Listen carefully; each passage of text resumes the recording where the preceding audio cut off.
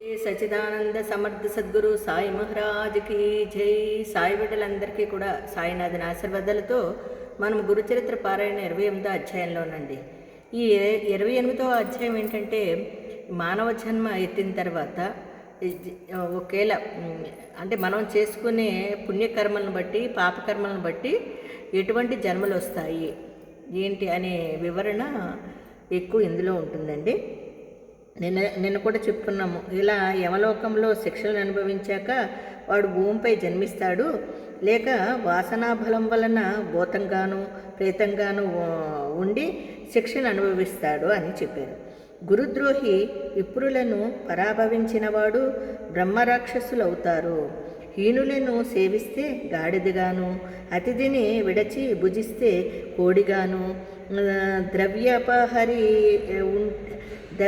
అపహరి అయితే ఒంటిగాను, ఫలపత్రాదులు దొంగిలిస్తే కోతిగాను, తేనె దొంగిలిస్తే పక్షిగాను, మాంసం అపహరిస్తే గ్రద్దగాను, అన్నం అపహరిస్తే మిడతగాను, జలం అపహరిస్తే చాతక పక్షిగాను, ధాన్యం అపహరిస్తే మిడతగాను, విషము అపహరిస్తే తేలుగాను జన్మిస్తారటండి. స్వర్ణము అపహరిస్తే క్రిమికీటాదులుగానో పక్షిగానో పుడతారు. గడ్డి దొంగిలిస్తే పశువుగాను, మంత్రరహితంగా భుజిస్తే కాకిగాను, మిత్రద్రోహి గ్రద్దగాను జన్మిస్తారటండి. అబ్బాబ్బాబ్బా, ఎన్ని జన్మలు ఉన్నాయి చూడండి. మనం చేసే కర్మలను బట్టి ఎన్ని రకరకాల జన్మలు ఉన్నాయండి. అయితే బ్రహ్మహంతకుడు క్షయరోగిగాను, గ్రంథచోరుడు గుడ్డిగాను, గణార్థచోరుడు గండరోగిగాను, పరద్రవ్యాపహరి సంతానహీనుడుగాను, వస్త్రచోరుడు చర్మరోగిగాను అవుతారట. అసత్యమాడేవాడు, ఆహారము దొంగిలించేవాడు గుల్మరోగులు అవుతారటండి. నూనె అపహరిస్తే సుఖరోగము, విశ్వసఘాతకునికి వాంతులు, దైవధనం అపహరిస్తే పాండురోగము వస్తాయటండి. రోగాలన్నీ పాప ఫలితాలే. పరస్త్రీ గమనం వలన 100 జన్మలు కుక్కగా పుడతాడటండి. పరస్త్రీ భగదర్శనము వలన గ్రుడ్డితనము, బంధు భార్యాగమనము వలన గాడిదగా పాము జన్మములు, పరస్త్రీ అలింగనము వలన గుండుపేటు కలుగుతాయటండి.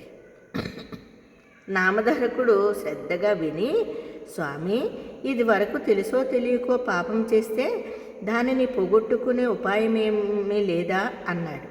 అందుకు సిద్ధుడు త్రివిక్రమ భారతికి కూడా ఈ సందేహమే కలిగింది. ఆయన అడిగితే శ్రీగురుడిలా చెప్పారట, నాయనా, నిజమైన పశ్చాత్తాపమే అందుకు మొదటి మెట్టు. అటు తర్వాత వెనుక తాను ఆ చేసిన పాపానికి ప్రాయశ్చిత్తం చేసుకుని తప్పును సభలో ఒప్పుకొని సభ విధించిన శిక్షను అనుభవించాలి. తగిన కృచ్ఛాది వ్రతాలు ఆచరిస్తే పాపం నశిస్తుందట. అలా చేయడానికి తగిన శక్తి లేకుంటే గోదానం వలన కానీ, లేక గోవు యొక్క వెలను దానము చేయడం వలన కానీ పాపం పోతుందటండి. 10 స్నానాలు అంటే 200 ప్రాణాయామాలు, సువర్ణదానాలు వలన కొంత పాపము నశిస్తుందంట. సద్గురు సేవ వలన మాత్రము మహాపాపాలు కూడా మటుమాయమైపోతాయటండి. సద్గురుని యొక్క సేవ చేస్తే అంతటి సాధనము ఇంకొకటి లేదట. మన సద్గురువుని సేవిస్తే మనం చేసిన పాపాలన్నీ ప్రాయచిత్తం అయిపోతాయటండి. చూసారా, మరి ఇదే తెలుసుకోవాలండి మనం. ప్రజాపత్య కృత్యం అంటే మొదటి 3 పగళ్ళు, తర్వాత 3 రాత్రులయందు మాత్రమే భుజించాలి. తర్వాత 3 రోజులు ఆయచితంగా వచ్చినదే భగవంతునికి అర్పించి భగవతాప్రసాదంగా తింటూ, అంటే భగవంతునికి అర్పించిన తర్వాత దాన్ని ప్రసాదంగా తింటూ ఉపవసించాలి. మరి 3 రోజులు పూర్తి ఉపవాసం చేయాలి. 10,000 గాయత్రీ జపము, అందులో 10వ వంతు గాయత్రి హోమము చేసి 12 మంది బ్రాహ్మణులకు భోజనము పెట్టి గోదానం కానీ లేక గురిగింజ ఎత్తు బంగారం కానీ దానం ఇవ్వాలటండి.